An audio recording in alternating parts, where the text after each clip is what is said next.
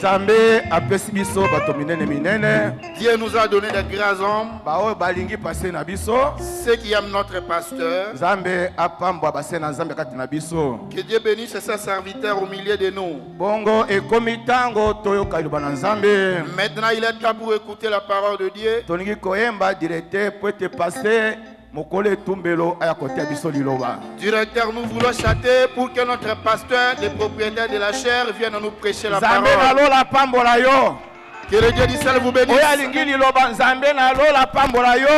Dieu bénisse ceux qui aiment la parole. Amen. Au nom de Jésus-Christ, Amen.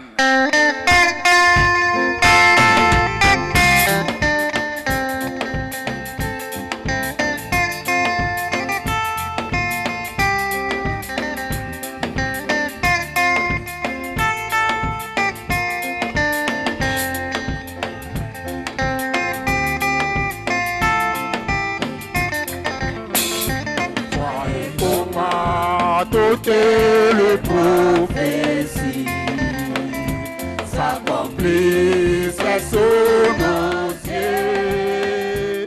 Annonce la venue du Seigneur.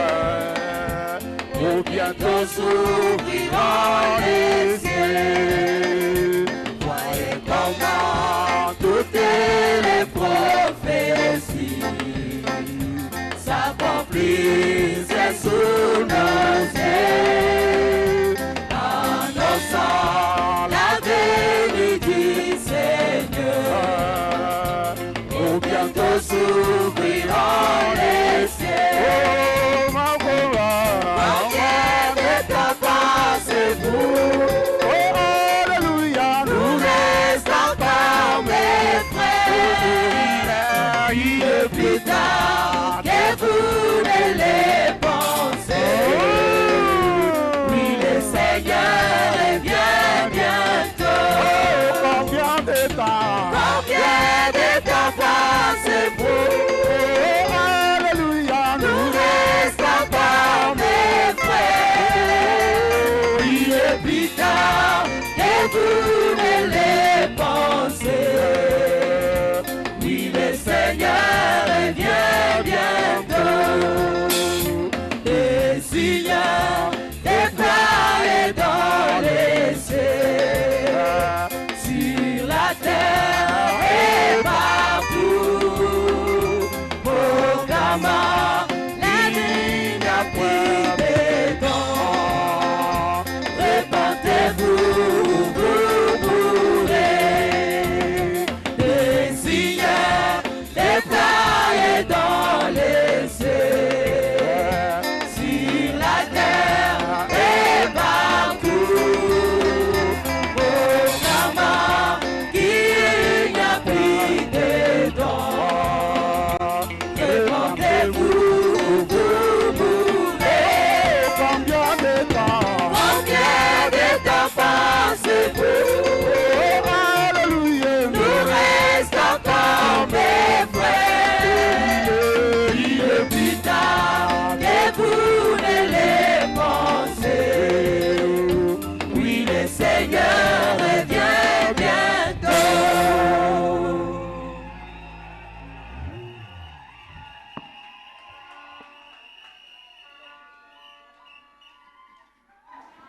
Prions le Seigneur. Dieu notre Père Céleste, nous te remercions ce matin parce que tu es un Dieu merveilleux. Chacun de nous étant debout ce matin croit que toi tu es merveilleux. C'est toi qui nous donnes la santé. Et c'est toi qui nous donnes la vie. C'est toi qui nous as donné toutes ces révélations. Et tu nous as fait connaître ton dessein à toi. Et nous te demandons demandons ce matin d'ouvrir notre entendement spirituel pour que nous puissions comprendre et apprendre de toi, que nous comprenions et que nous vivions cela et que nous croyions cela. Nous te demandons ce matin, Seigneur, d'être au milieu de nous et que par la prédication de l'évangile, Seigneur, que tu puisses guérir les malades. Le peuple qui connaît ces choses, et c'est un peuple heureux. Ce sont des révélations. Et toi, tu as dit la révélation. Même les portes de l'enfer ne pourront jamais prévaloir contre elle. Et nous te demandons, notre Dieu, alors que nous étudions cet événement important et glorieux, le 7e sceau, nous voulons que chacun de nous prenne conscience que nous sommes au temps de la fin. Nous te le demandons ainsi au nom de Jésus-Christ. Amen. Je vous salue tous au nom du Seigneur Jésus-Christ. Je salue aussi les serviteurs de Dieu au nom de Jésus-Christ. Et tous nos pasteurs qui sont au milieu de nous. Que Dieu puisse les bénir richement. Ok. Nous lisons dans l'Apocalypse au chapitre 8. Nous lisons le premier verset.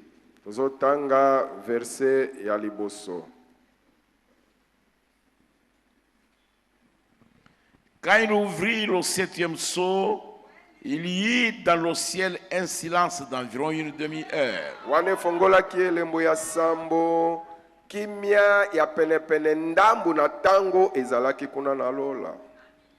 Au nom de Jésus-Christ, Amen. Vous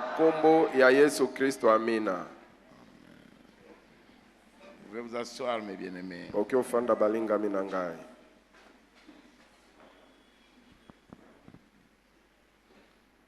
Quand il a ouvert le 6e sceau, il y avait un silence absolu au ciel.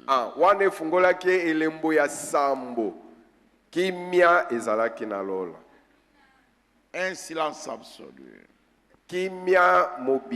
Aucun symbole n'est donné ici. Aucun symbole. Et c'est un seul verset qui est là. Il n'y a qu'un seul verset. Et il y a quelque chose que nous voulons essayer de vous faire remarquer. Vous remarquerez que nous avons sauté le 7e chapitre de l'Apocalypse.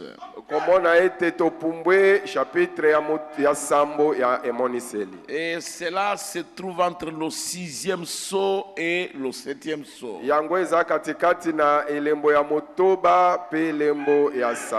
Et nous allons voir tout ce qui arrive à ce moment-là. Là, au chapitre 7 de l'Apocalypse. Et Dieu a dû placer cela à cet intervalle-là. Alors nous devons l'étudier. Parce que l'Église est déjà partie depuis le chapitre 4 de l'Apocalypse.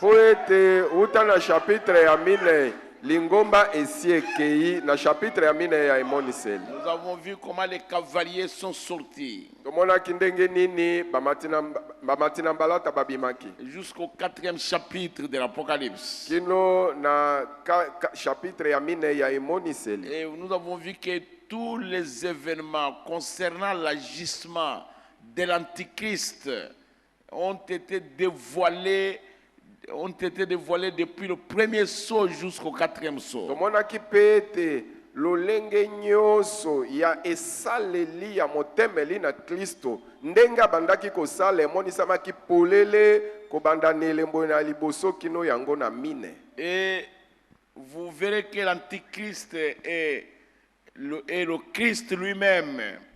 Okomona ete motemeli na Kristo na Kristo ye moko. Au 4e saut, na elembo ya mine, leurs actions ont été menées à terme.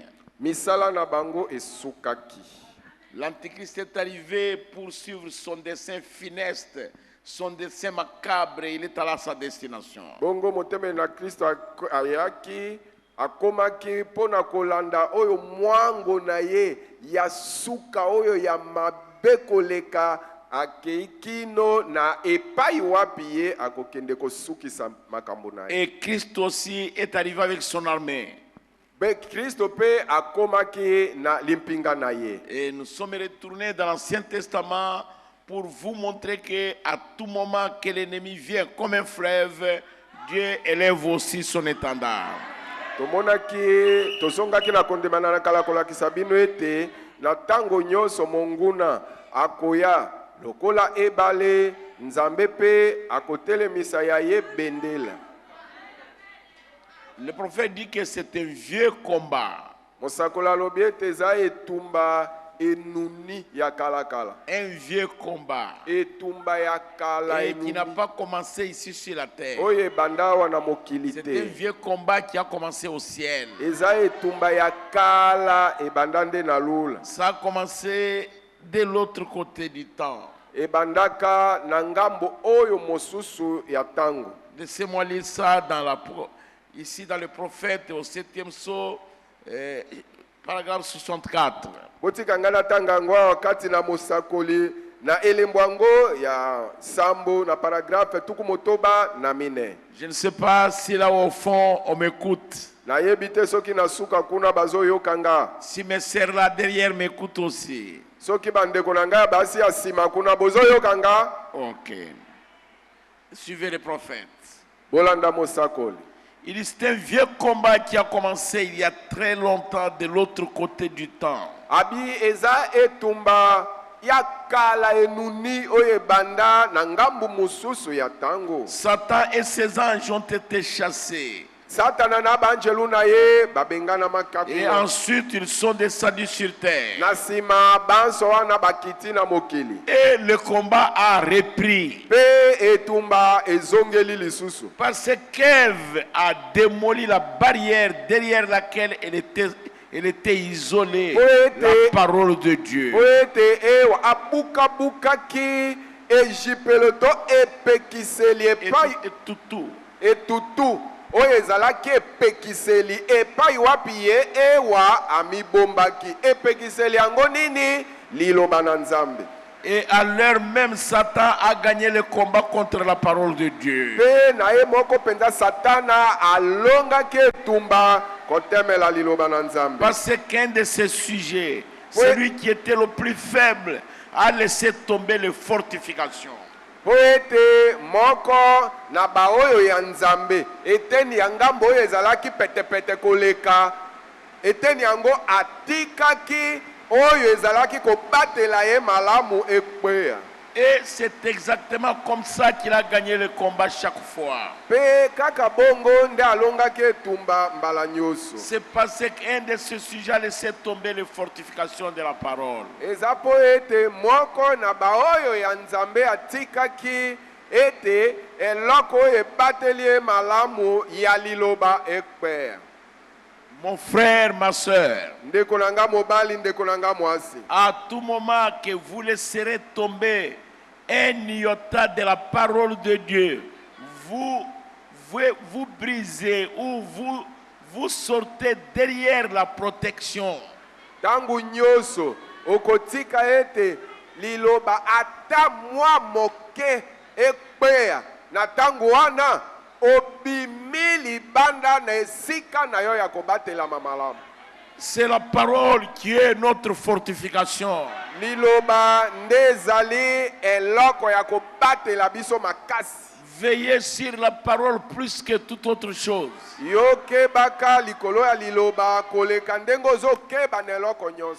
Et si quelqu'un vous cherche à vous isoler de la parole de Dieu,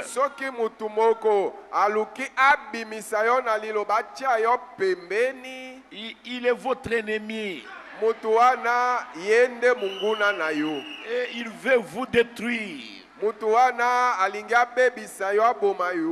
Quand vous brisez la barrière de la parole de Dieu,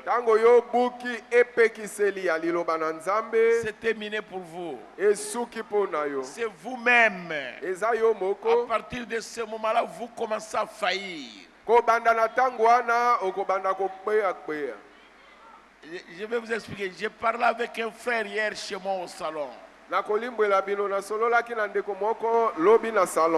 Je lui ai expliqué le chapitre 24 de Matthieu, la prédication de Jésus.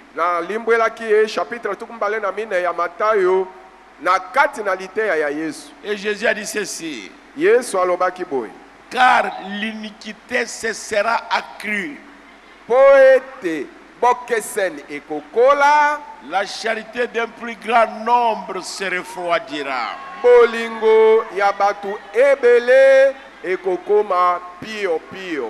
Et Jésus a continué, il ne s'est pas arrêté là-bas. Il a dit plusieurs succomberont. Retenez ça, plusieurs. La charité d'un plus grand nombre. Ce n'est pas la charité que j'aime le frère Thomas et que le frère Thomas aime le frère Kabamba. Ce n'est pas de cela dont Jésus parle. Il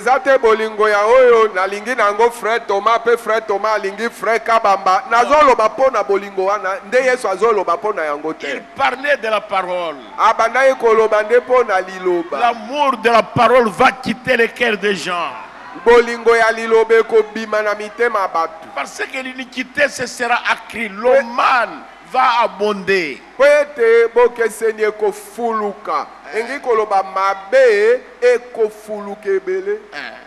Le prophète dit le monde est en train de tituber sous l'impact du péché.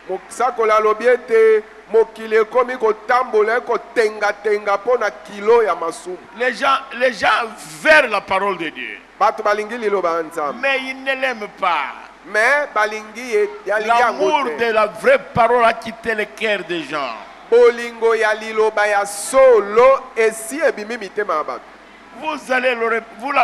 l'avez même le dimanche. Le superintendant a dit dites aux enfants de ne pas venir en retard. Quand je suis monté ici, j'ai dit au superintendant, ce ne sont pas les enfants, ce sont les parents. Le dimanche, les gens viennent tellement en retard. Ata mokolo na yenga kutu superintendant mokolo moleki alobaki bolobela bana baya kalisusu simate tango na mataki awa na lobeli superintendant ezali bana te ezande baboti ata mokolo na yenga batu bazoya sima mingi. Ce n'est pas possible. Ekokate. Ils viennent en retard et ils sont pressés pour rentrer à la maison.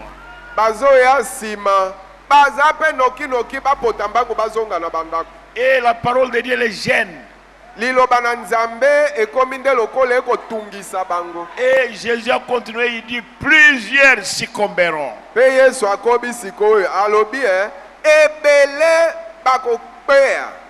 Vous ne pouvez pas tomber, mon frère. Vous ne pouvez pas tomber, ma soeur, à moins de laisser tomber la parole de Dieu. Quand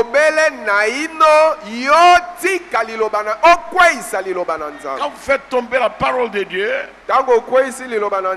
la barrière est brisée. Le prophète dit cela a été fait dans ce dernier âge de l'Église par le moyen d'un système d'organisation. Na tango oyo nasuka nekeke na lingomba na nzela na lolenge ya ebongiseli.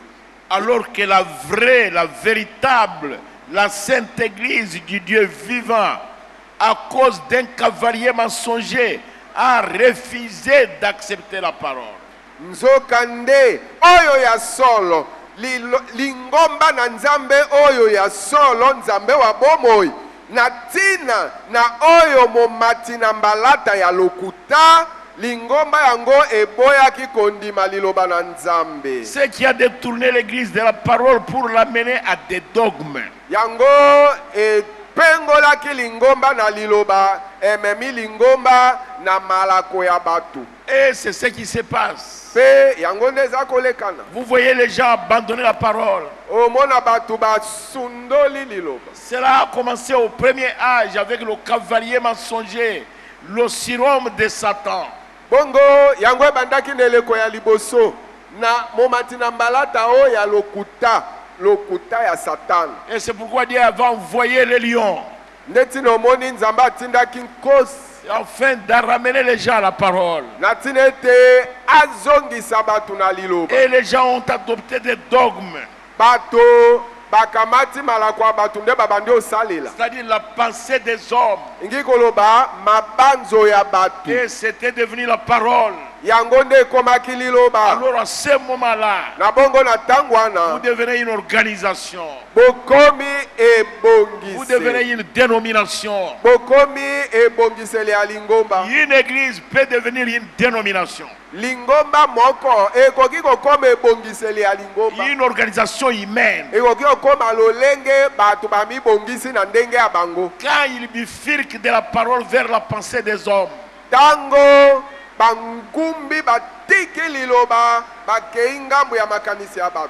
homme, un pasteur comme je suis ici, je vais imposer ma pensée à la place de la parole.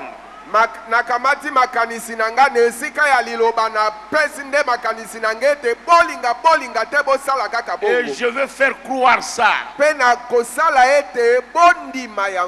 Moi-même à ce moment-là, je deviens une dénomination. Mais le message ne deviendra jamais une dénomination. Je ne sais pas si vous comprenez. Moi ici, je peux devenir une dénomination. Si je commence à vous donner ma pensée et à la faire croire comme étant la vérité, à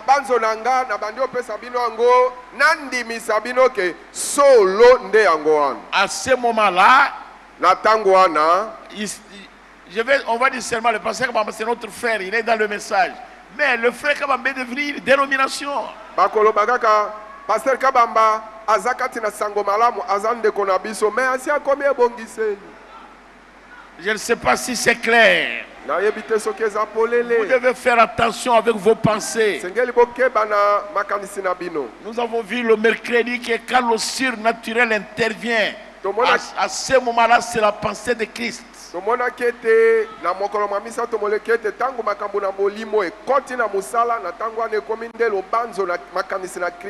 Et vous voyez l'église catholique, elle est basée sur les dogmes. Et eux-mêmes, ils savent qu'ils ont des dogmes, ils le savent très bien. Ça ne les tourmente pas. Ils sont bien. Vous voyez, ils avaient inventé un dogme. Marie est montée au ciel le 15 août.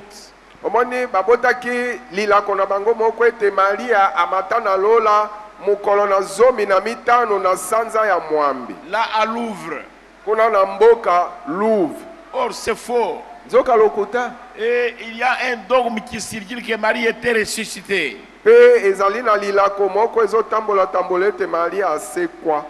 Or tout cela c'est faux. Et tout cela ce sont des dogmes. Et c'est terrible mes frères. Je vais dire quelque chose ici. La décision du prophète avec un prêtre catholique. Suivez les prophètes.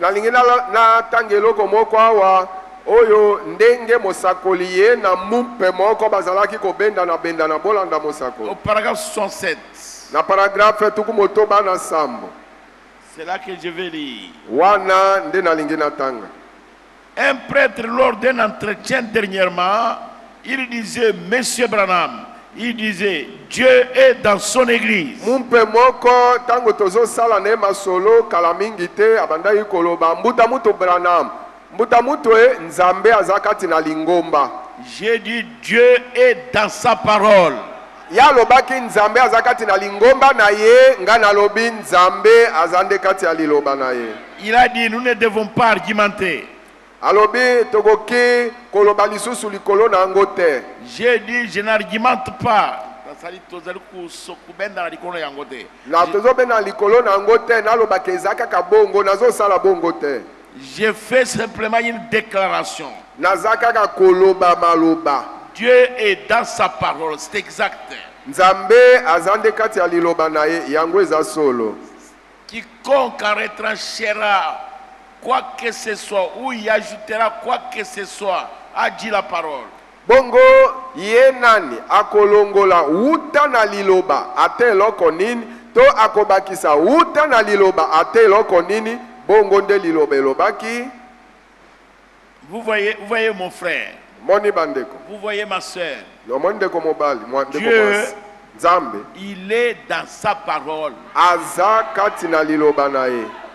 Dieu est dans sa parole. Dieu n'est pas dans un bâtiment comme celui-ci. Il est dans sa parole. Pour que Dieu soit ici, il faut que vous et moi nous gardions la vraie parole. Vous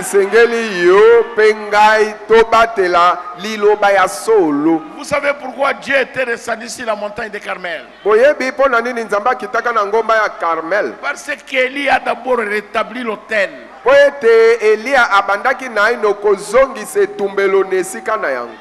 Regardez bien la prière d'Élie. Il dit Seigneur, il dit Seigneur éternel. Que l'on sache aujourd'hui en Israël que tu es Dieu. Et que j'ai fait toutes ces choses d'après ta parole. Quand nous faisons tout d'après la parole, à ce moment-là, Dieu est dans son église. Mais quand nous nous écartons d'un pas, Dieu aussi s'écarte à ce moment-là.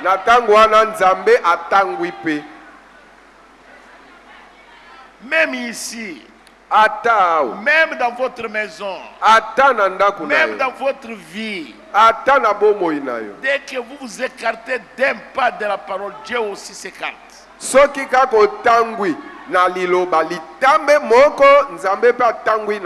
Quel que soit le don que vous pouvez avoir, quelle que soit la puissance que vous avez, quelle que soit la connaissance que vous avez, restez avec la parole. En dehors de ça, ce sont des dogmes, Dieu n'est pas là. Et lui, il dit maintenant au frère Branham, il a dit, eh bien, Christ a donné à son église le pouvoir. Il leur a dit que tout ce que vous lierez sur la terre sera lié dans le ciel. Christ a pesaki lingomba na ye bokonzi. Alobaki ete oyo nyonso bokokanga na mokili ekokanga mape na lola. J'ai dit, c'est l'exacte vérité. Il a dit, nous sommes fondés sur ces principes. Nous avons le pouvoir d'ôter les péchés.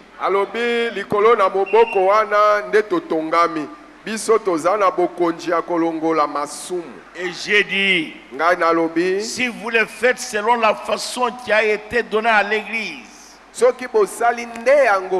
et de la façon dont eux le faisaient, c'est-à-dire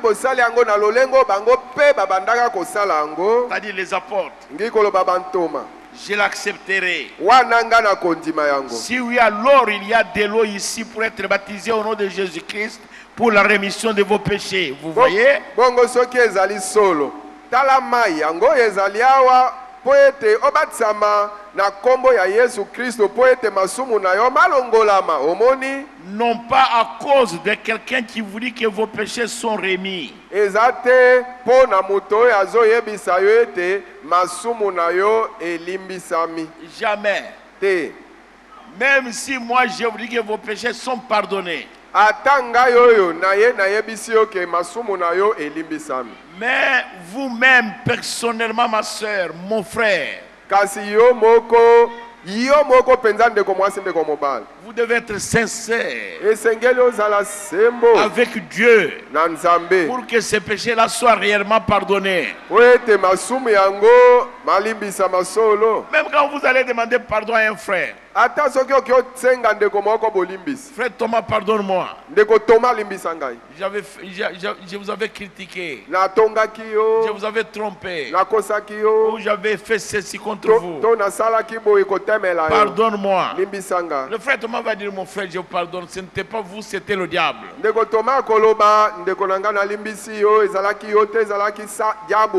Mais si vous n'êtes pas sincère,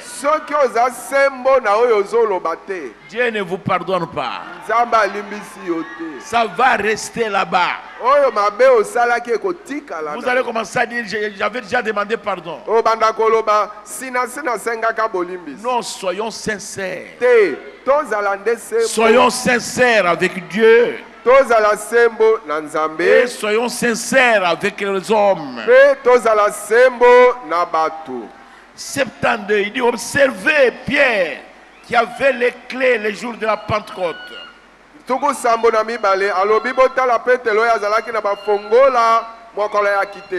Souvenez-vous, c'est lui qui a les clés dont il parle. Et les hommes ont dit, oh mon frère, que pouvons-nous faire pour être sauvés?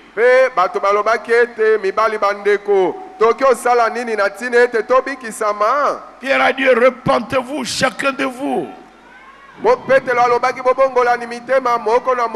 Soyez baptisés au nom de Jésus-Christ pour la rémission de vos péchés.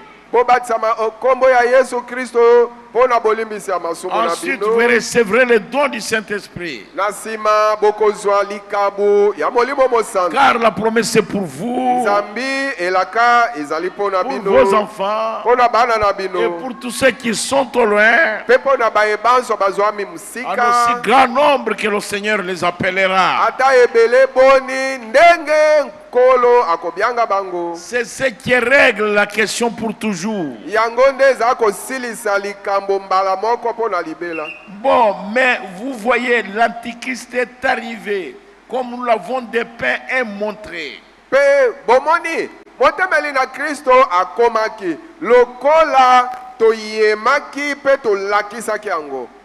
Avec quelle révélation? De penser que toutes ces années, nous avons vu cela prendre forme progressivement.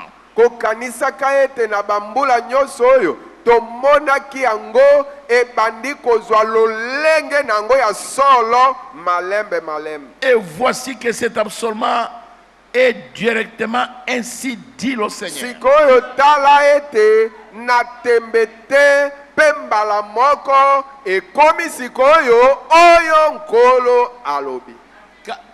C'est le Seigneur qui nous a révélé l'Antichrist. Et quand il est arrivé, il a pris la parole qui dit, ceux à qui vous remettez les péchés, leurs péchés seront remis. Et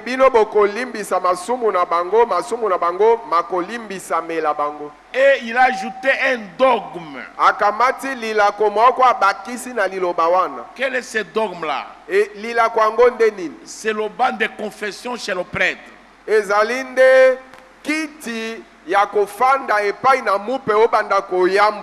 Mon péché est d'une semaine. Et vous confessez ça. Et le prêtre vous dit, va prier notre Père 50 fois. Et je vous salue Marie 30 fois. obondela Maria losako tonda ngolumba la tuku misatu. Et votre péché est terminé. Pe wana lisumu na yo wana ekosila. C'est très facile. Et les gens ont adopté ça. Mais ce n'est pas dans la parole. Ceux à qui vous remettez les péchés, leurs péchés seront remis.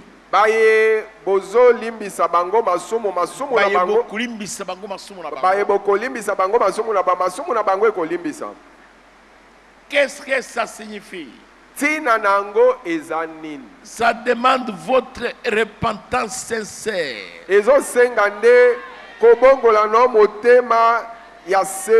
C'est-à-dire faire un demi-tour réel.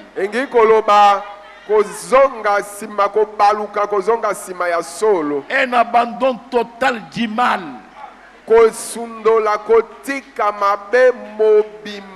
Mais qu'est-ce que l'Antéchrist a fait? Il est revenu au sacrifice perpétuel. Et les gens vont confesser le dimanche, le samedi. Dimanche, ils prennent la communion. Les lundis, ils reprennent le même péché. Et c'est sans sincérité. C'est très facile. Les gens vivent dans le péché, mais quand même ils peuvent aller confesser chez le prêtre.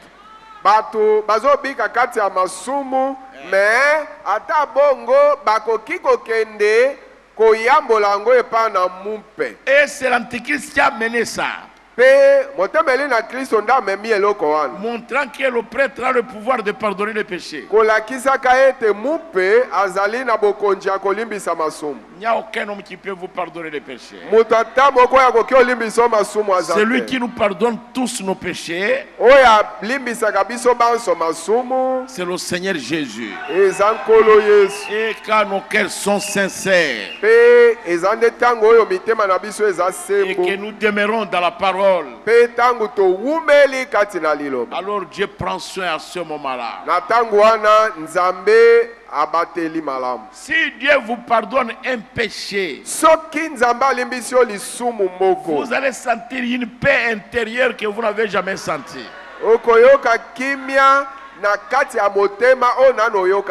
Mais quand ça continue à remonter, c'est-à-dire ce péché-là est là, c'est démon toujours là. Et vos prières vont s'arrêter là. Est-ce que vous êtes un enfant de Dieu? Oui, vous êtes un enfant de Dieu. Mais vous ne vous êtes pas mis en ordre avec la parole. Vous devez examiner votre vie. C'est pourquoi Paul a dit, nous mourrons chaque jour. Et c'est pourquoi le prophète a dit, un chrétien, c'est un pécheur repentant. À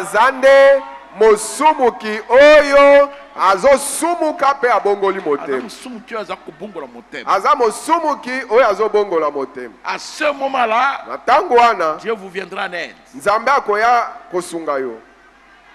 Vous devez, Dieu qui pardonne un péché, quand il pardonne, la paix vient là à l'intérieur.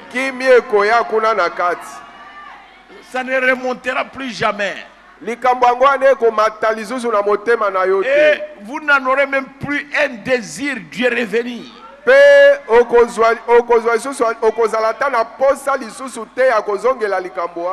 Jamais.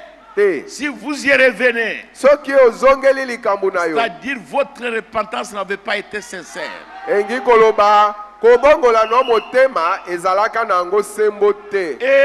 vous n'avez jamais eu le pardon de ces péchés-là.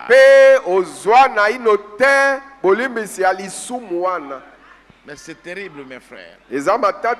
Et tout ça, nous avons été ensorcelés par les dogmes catholiques.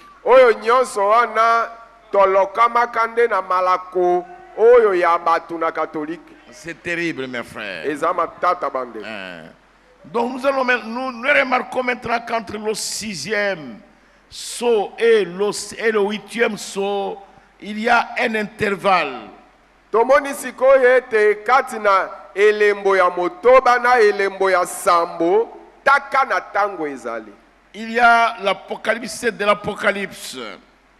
Ezali le chapitre 7 de l'Apocalypse. Chapitre ya sambo ya imoniseli. Et cela révèle un événement important. Yango ezolakisa polele likambu moko ya motu ya monene.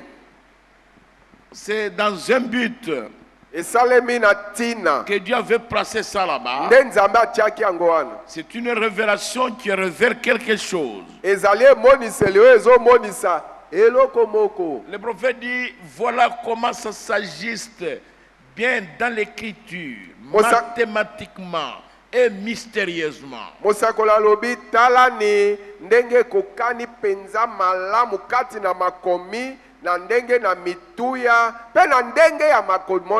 Croyez-vous aux mathématiques de Dieu?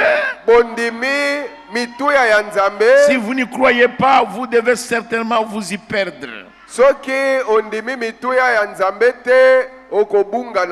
Vous allez vous perdre dans la parole. Si vous commencez à mettre un quart ou un 4 ou un 6 ou quelque chose d'autre que les mots situés correctement dans leur ordre mathématique. Soki yo bandiko kamata mwa eteni moko ya minei na eteni ya motoba obandiko tia katina maloba oyo na ndenge ya kotanga na nzambe atandi yango malamu yo bandiko tia na kati. Vous vous retrouverez certainement avec le tableau d'une vache en train de brouter de l'herbe au sommet d'un arbre quelque part. Okokuta mapenza na etando oyo ya ngombe amatina nzete amatina songe ya nzete abandi kolia matiti esika moko kuna. Certainement que vous n'arriverez à rien. Ya solo na tembete okosuke paite. Toute la parole de Dieu fonctionne dans un ordre mathématique. Liloba na nzambe mobimba ezako tambola na etandelo ya mituya ya nzambe. C'est tout ce qu'il y a de plus parfait. Yangonde oyo nyonso ezali ya koleka oyo ebongi be. Il n'y a aucune œuvre littéraire qui a été rédigée comme elle, si parfaite selon les mathématiques. Ezata na bokomi oyo ya mayele ya batute bakoma mukanda oyo ekomami na lolenge bongi be lokola Biblia te liloba na nzambe ekokani penza na mathématique to mituya ya nzambe. Les hommes de science batu ya zepi et tout change. Pona bango lelo boye lobi ebongwani. Les choses, ils ajoutent toujours quelque chose. L'homme a une petite intelligence qui est finie. Mais Dieu a une grande intelligence infinie. Il n'y a aucune confusion en Dieu. La confusion est en nous les hommes. Et quand quelqu'un n'a pas de révélation, ou Dieu n'a pas voulu qu'il comprenne ces choses,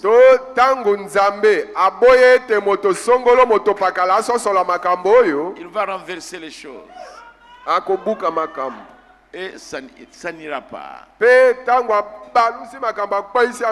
va mal placer les Écritures.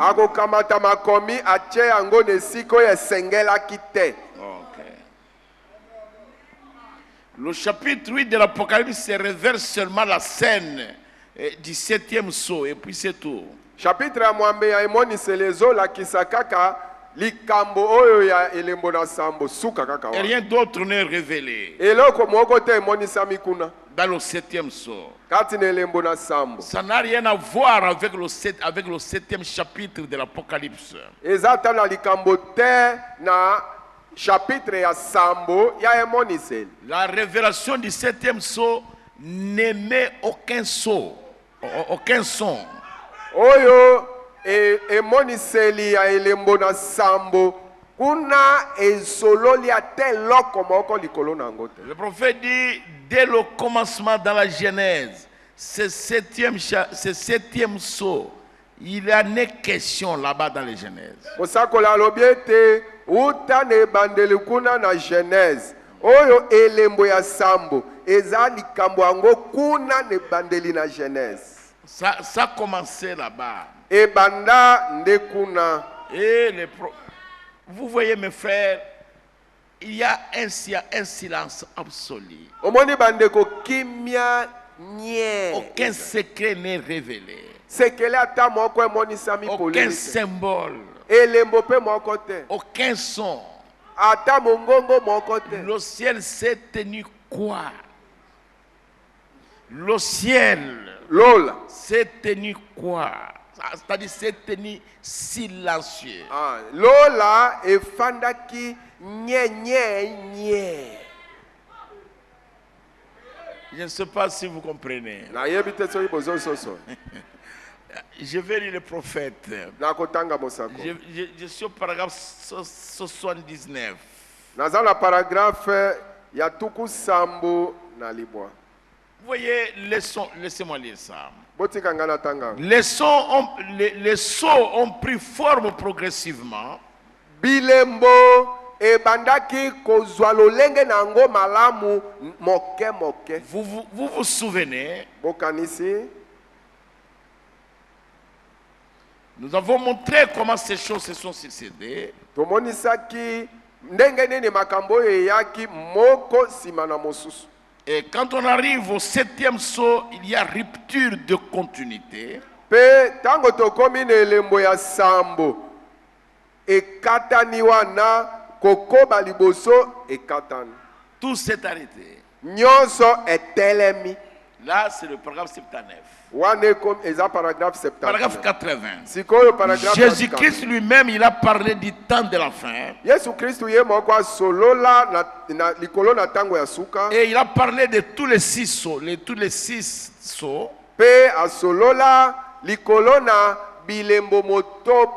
Et quand il est arrivé au 7e sceau, il s'est arrêté.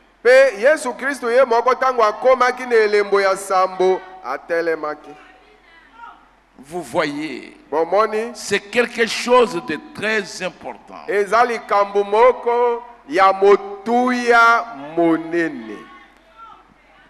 Je voudrais que vous compreniez ça. Vous pouvez que si vous lisez Matthieu 24, vous allez voir ce qu'il en est. Dans Matthieu 24, Jésus a beaucoup parlé de tous les sceaux. Mais quand il est arrivé au 7e sceau, il s'est arrêté.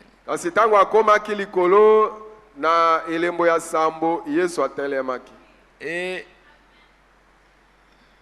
il a commencé à parler à partir du verset 25. Laissez-moi lire ça. Ou bien je descends au verset 30. Laissez-moi lire. Partout ici, il parle du 6e sceau. Depuis Matthieu 24, verset 23 jusqu'à 27, jusqu'à 29, il parle. Le 6e sceau. Comment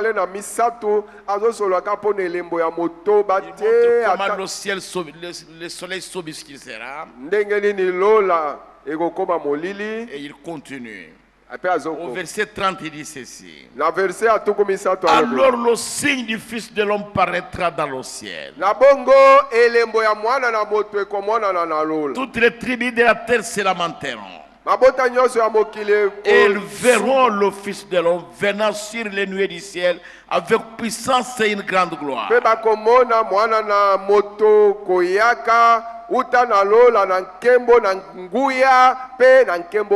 Il enverra ses anges avec la trompette retentissante. Et ils rassembleront les élus des 4 vents depuis une extrémité de ces jusqu'à l'autre. Bongo pe bakoyanganisa baponami uta na bangambo mine ya mokili kobanda na ngambo na suka ya ngambo moko kino na suka ya mosusu. Instruisez-vous par une comparaison tirée du figuier. Boyekola uta na kokokanisa oye wuti na nzete ya mosuke. Dès que ces branches deviennent tendres et que les feuilles poussent, vous connaissez que l'été est proche. Tango babitape nango ekomi kotoa malamu ekomi malamu pe bakase bandiko bota boye baete ngange tango ya moi makasi ebelemi. Là, il commence à annoncer les événements. Wana bandiko sakola makambo yekoya. De même, ndenge moko quand vous verrez toutes ces choses, tangu bokomona ba makambo nyoso sachez que le Fils de l'homme est proche à la porte. boye baete mwana na moto abelemi na ekuke. Je vous le dis en vérité, Nalobi na bino solo cette solo génération eleko ne passera point. libota Que oyo tout cela n'arrive. libota oyo ekoleka te bobele makambo manso oyo ekoka. Et puis il s'arrête là-bas. Simango Yesu atelemi wana. Et il ne dit rien d'autre. Alobi eloko mususu. La seule chose qu'il dit, Eloko bobele moko alobi. le ciel et la terre passeront. Lola pe mokili ikoleka. Mes paroles Maloba na ne ngai passeront point. ekoleka te. Là, il parle avec ses disciples. Tango bandako sola ba Il ekoleka. leur dit, Alobi na ba. le ciel Lola et la terre na mokili vont passer. ikoleka. Mais les paroles que je viens de vous dire maintenant, Kasi maloba maye na uti kotangela bino sasa ipi. ça ne passera point. Ikoleka te. Mais qu'est-ce qu'il a dit? Bon, alobaki kasi nini? C'est terrible, mes frères. Eza matata bande. Nous allons voir toutes ces choses-là progressivement. Tokomona ba makambo nyonso wana moko sima na mosusu. Et nous le verrons ainsi. Tokomona ngo Parce bongo. qu'entre le 6e et le 7e saut, c'est l'appel d'Israël. Po ete kati na elembo na motoba pe yango na sambo eza kobiangama na Israele. C'est le prophète qui le dit. Mosakoli nde alobi yango. Il le dit à la fin du paragraphe 81. Azoloba ngo na suka ya paragraphe 81. Il dit entre le 6e et le 7e saut, c'est l'appel d'Israël. Alobi kati na elembo na motoba pe yango na sambo eza nde kobiangama ya Israele. Il commence maintenant à parler du 7e chapitre de l'Apocalypse. Abandisi kokosola likolo na chapitre ya sambo ya emoniseli. Il dit maintenant, j'ai beaucoup de bons amis témoins de Jéhovah assis ici, Alobi sasa qui l'ont déjà été. Alobi nazana baninga nange bele ba témoin batatoli ya Yahweh bafandi awa baoyo basi bakoma yango. Peut-être que certains d'entre eux sont encore témoins de Jéhovah. Dam susu boko kati na bango bazana no batatoli ya Yahweh. Mais ils ont toujours dit, c'est ce que M. Rissel a dit, que ces 144 000, c'était l'épouse surnaturelle de Christ, les témoins de Jéhovah. Balobaka tango nyonso ete yango nde mese Roussel alobaki ete bakoto kama tukumine na mine ezalaki mwasi na libala na Kristo, mwasi na libala oyo ya molimo ya Kristo yango nde alobaki. Ça ne l'est pas. C'est pourquoi si vous allez dans les salles des royaumes, les témoins de Jéhovah, le jour de la Sainte Seine, on met la Sainte Seine là-bas devant. Tout le monde s'assoit ici. Maintenant on demande, il n'y a que le membre ouin. Un membre ouin qui ira manger ça. Oh, membre owen yende akokenda aleye lamb. Et ça fait, je crois, 10 ans qu'il n'y avait que 2 membres ici au Congo. Un était à Kinshasa, un autre membre était à Lubumbashi. Et c'est l'équipe de Penembula Zomi na Congo awa ba membre owen bazalaki kaka mibale moko na Kinshasa moko na Lubumbashi. Alors un ami que j'aimais beaucoup, qui était ingénieur à l'ESNEL. Alors il m'a dit, toi tu parles trop, allons dans la salle du royaume. Moi j'ai allons dans la salle. Bon, moninga nanga moko azalaki ingénieur ya SNEL, azalaka awa ayebi na alobi nanga mukolo moko yo lobaka mingi tokende nano na salle du royaume. Ngana bitoke. Et nous sommes partis. Tokei kuna. Et on a mis la Sainte Seine devant. Bache elambo liboso. Et qui devra le prendre? Nani akokende kolia elambo? Seulement les membres, ouais. Bon, belle oza la membre, oh ouais. Alors on a commencé à demander les membres ouais, qu'il aille prendre. Bon, atsengete membre ouais akende kolia. Alors moi je voulais me lever pour aller. Ngasi ko na lingaki na telema na akende kolia elambo. Il m'a tenu. Asimbinga. Il m'a posé la question. Atuninga mituna. Toi tu es membre ouais? Yo za membre oh ouais. Moi j'ai dit je suis membre ouais. Na bingala za membre oh ouais. Oui, c'est un problème. Vous voyez la pensée de l'homme. J'ai essayé d'insister, il a refusé.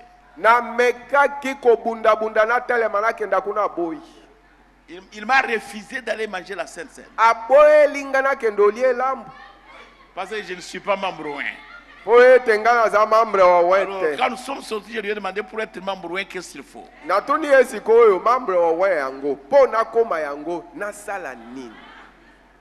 Il dit non, tu vas discuter par terre. Pour être membre, mais soyez remplis du Saint-Esprit. Et vous serez membre, et puis c'est tout. Vous voyez, c'est terrible, mes frères. Et tout cela, le prophète dit, donc c'est l'appel d'Israël. Ça n'a absolument rien à voir avec l'âge de l'église du tout, non.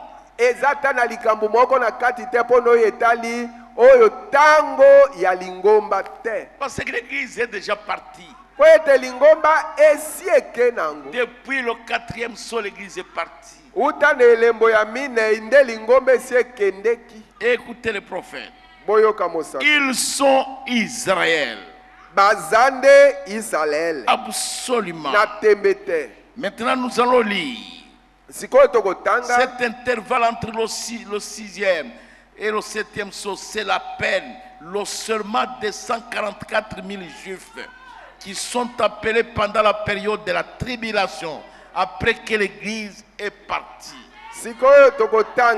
Oyo taka na tango kati na elembo ya motoba na elembo ya sambo ezalinde kotia melembo ya bakoto kama tukumine na minei ba Yuda ba oyo babyanga mina tango ya monyoko sima na lingomba kokeni. Ça n'a rien à voir avec l'église. Ils sont appelés. Et cela s'harmonise parfaitement avec les Écritures. Les dernières 3 semaines et demie de Daniel qui ont été fixées sur le peuple de Daniel, vous voyez, pas sur les nations. Baposo misato na ndambo ya suka oya Daniel oye chamaki likolona batu ya Daniel bomoni ezalaki likolona batu ya mabota te. Sur le peuple de Daniel. Likolona batu ya Daniel. Daniel était juif. Pe Daniel ye azalaka nde moyuda. Ce n'est pas sur les nations. Ezali echamaki na mabota te. Il ne s'agit plus de l'église des nations. Ezali susu te likolona lingomba ya batu na mabota. Israël lui croit seulement à ses prophètes.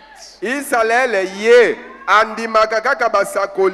et si ces prophètes-là sont confirmés par Dieu,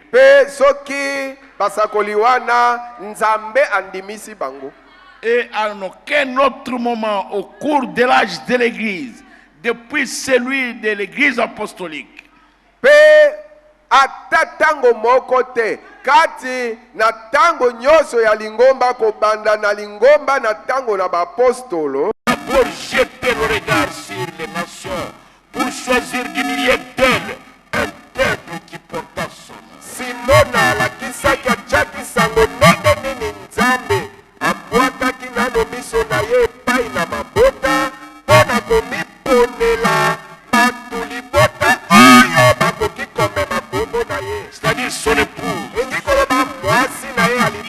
Après cela, il n'y a jamais eu dans les pages de l'histoire un prophète qui vient des nations. Nano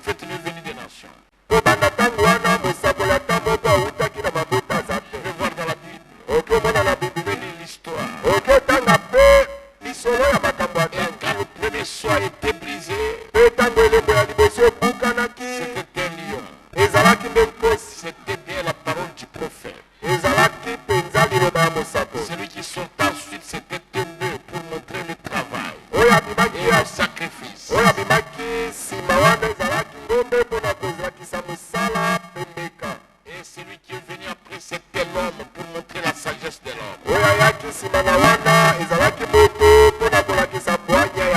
Mais il nous a été promis qu'au dernier jour,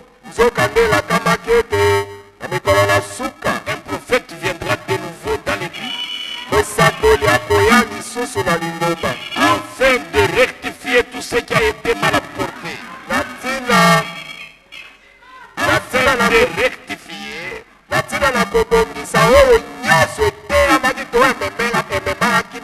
tout ce qui avait manqué, tout ce qui n'avait pas été fait, et tout ce qui avait été négligé.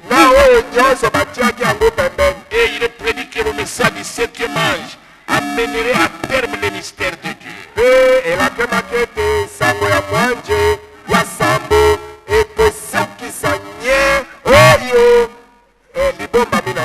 Et cela s'harmonise parfaitement avec les Écritures.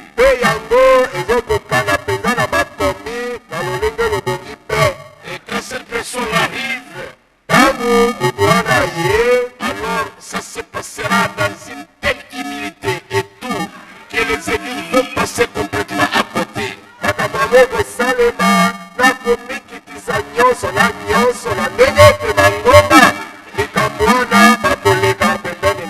C'est pourquoi vous voyez les églises de réveil, les dénominations, les organisations religieuses ne reçoivent pas le prophète parce qu'ils sont encore sous les traditions des réformateurs.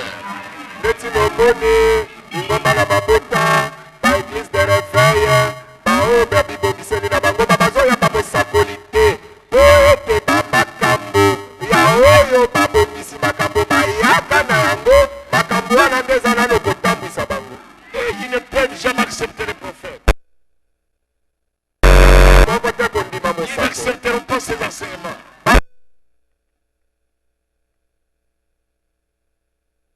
Ils peuvent accepter le baptême au nom de Jésus-Christ. Ils n'accepteront jamais la séance du serpent. Ils n'accepteront jamais. Et les femmes ne doivent pas prêcher dans l'église. Vous allez trouver toujours des diaconesses là-bas. Et des mamans Mutambo ici là-bas. Et il y en a tout ce que vous voulez. Même des mamans bishop. Ils sont encore sous les traditions des réformateurs.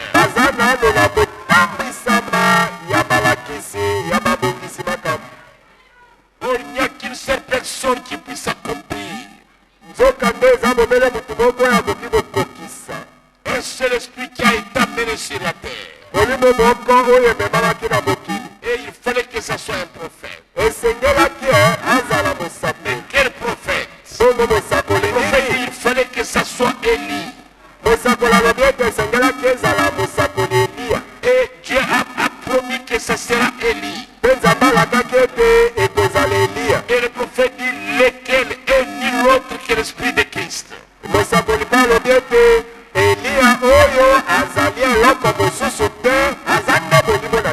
C'est l'esprit de Christ.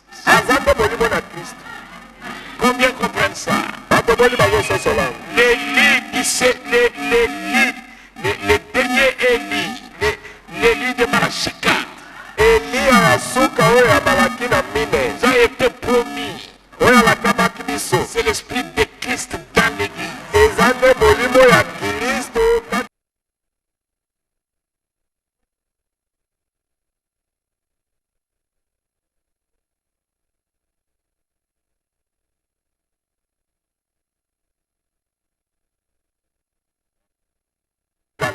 Alléluia. Donc quand vous voyez le chapitre 7 ici, dans l'Apocalypse, nous allons le lire le dimanche Dieu voulant. Vous allez voir qu'il ne s'agit pas de nous les nations. Non, qu'il s'agit là d'Israël. Ce n'est pas nous. Amen. C'est l'esprit de Christ aujourd'hui. Parce que Christ, il est le Dieu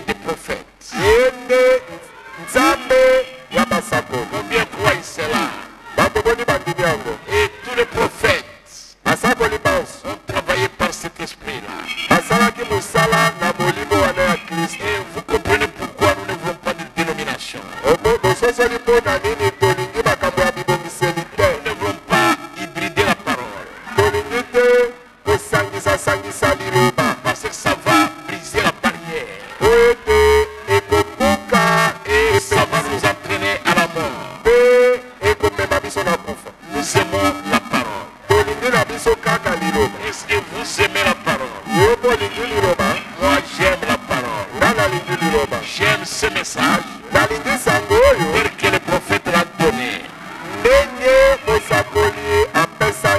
Amen. Retenez que le chapitre 7 de l'Apocalypse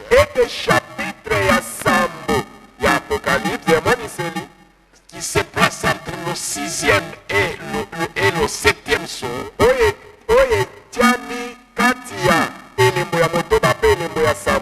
c'est l'appel d'Israël. C'est l'appel des véritables témoins de Jéhovah. Parce que nous avons dans la ville, ce ne sont pas des témoins de Jéhovah. Jamais. Les témoins de Jéhovah, c'est Israël. Ce n'est pas nous l'épouse. Jamais, mes frères. Que Dieu vous bénisse.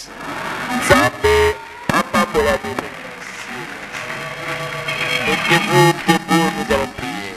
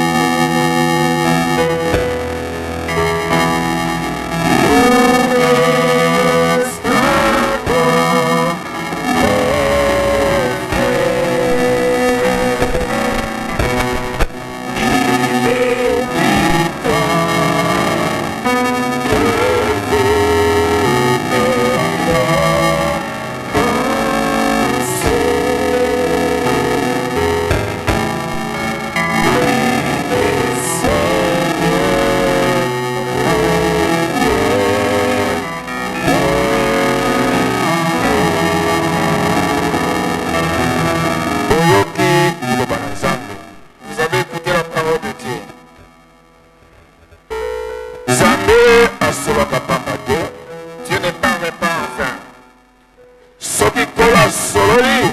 Si le Seigneur parle, c'est la nourriture autant convenable. Voici Aouti Konguruma.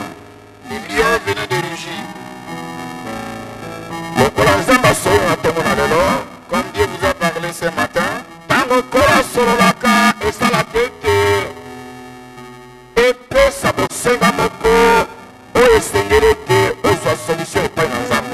car le Seigneur parle, cela fait en sorte que cela donne un besoin que vous avez besoin de recevoir la solution. Quand vous êtes là ce matin, vous savez le besoin qui est dans ta vie. Concernant ce que le Seigneur nous a parlé ce matin, moi je crois que le Seigneur m'a parlé. Que le Seigneur m'assiste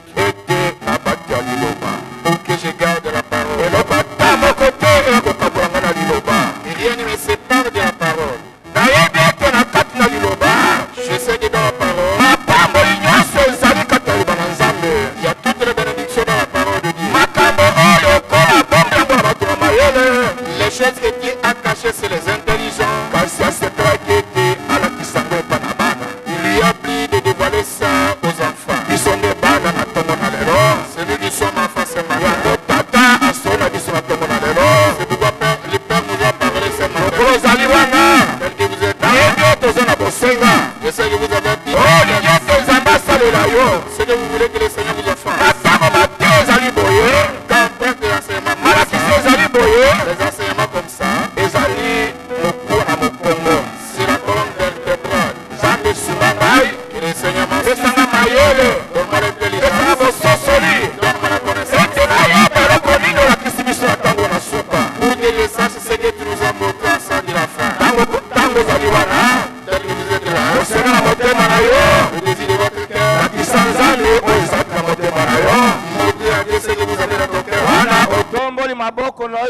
En levant la main devant le Seigneur. Le Seigneur qui connaît en secret de votre cœur vous accordera la réponse à tes requêtes. Suivons la prière en travers de son serviteur.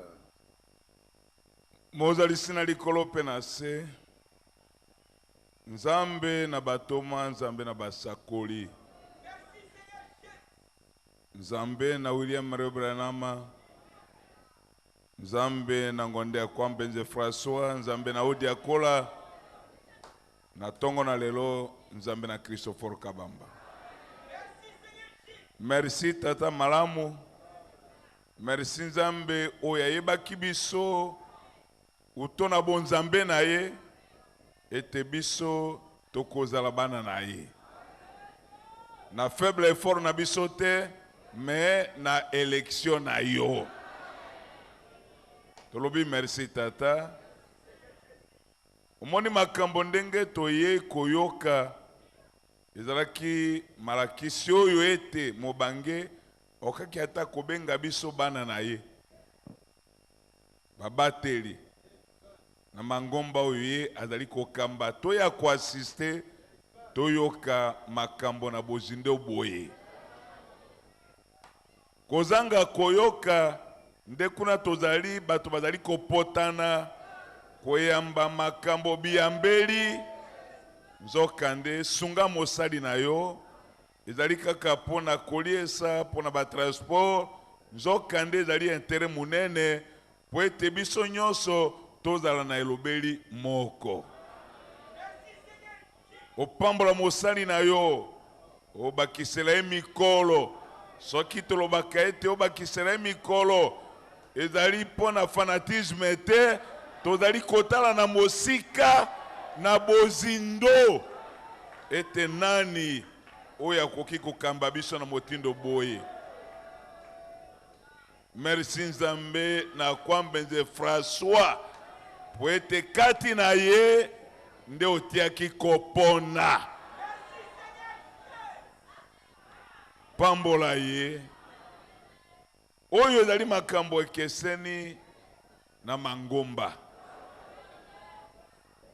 ndenge toteaka bango mpe bateaka me soki ekei kokoma na parti oyo bokeseni ezali. Toyoki makambo na bozindo ata lokola bilembo yango eseli mbolami me bombami kaka epai na bamosusu ata lingomba lokola tozwa miboyi. Eske biso nyonso nde tososoli na lusanda moko? Ezali makambo na bozindo, ezali makambo na bapongo. Sunga lingomba oyo, sunga biso nyonso tokoma na lisosoli moko pe tokata tina oyo nde ekopesa biso kondima na konetolama. Merci Nzambe na Kabamba mbula enokaki ezali nde mbula ya mapamboli. Oyebaki ete tokai kolia liloba oyo te na mitoki nde onokesi mbula po ete tozwa pio tokata tina tososola. Tolobi lisusu merci. Pambola mwana no ya mwasi pe mobali, pambola ba office nyonso, opambola président conseil ba diacre, opambola office ba administrateur, opambola office ya musique, opambola basali na yo babateli na bitonga lokola tozwami. Merci Nzambe na simbi bilamba na maboko na ngai.